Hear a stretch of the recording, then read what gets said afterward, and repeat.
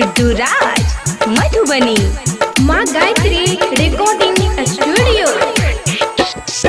सुना सुना बाबा हो सुन ले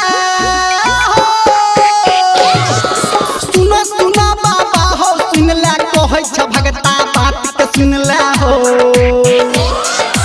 काबर उठा के देव घर एलिए गंगा जी में जल भरलिए भोला हो तोरा पर चढ़लिए तैयो न तोहर दर्शन पलिए।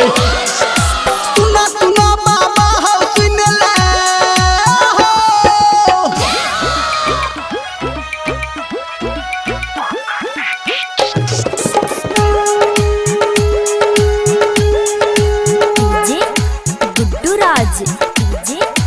गुड्डूराज मधुबनी।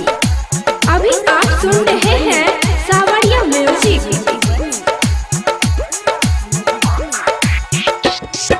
सुना सुना भोला हो सुन ले सुना सुना बाबा हो सुन ले कहै छ भगता बात के सुन ले हो पिया पहाड़ पे चढ़ के एलिए बोलबम के जाय काड़ा लगलिए गंगा में एक टंगा डलिए तैयो न तोहर दर्शन पलिए। सुना सुना बाबा हो सुन ले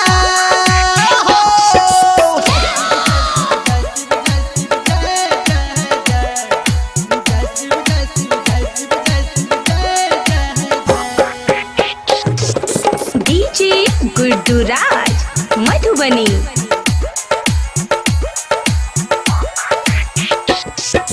सुना सुना बाबा हो सुन ले सुना सुना बाबा हो सुन ले कहै छ भगता बात के सुन ले हो पुलिस के लाठी ही पीठी पे खेलिए 2 किलो पर शादी चढ़लिए घूम घूम मंदिर देखलिए तैयो न तोहर दर्शन पलिए। सुना सुना भोला हो सुन ले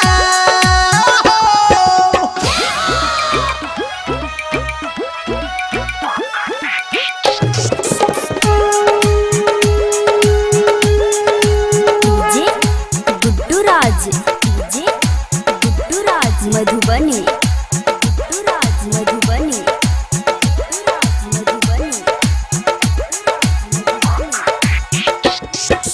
सुना सुना बाबा हो सुन ले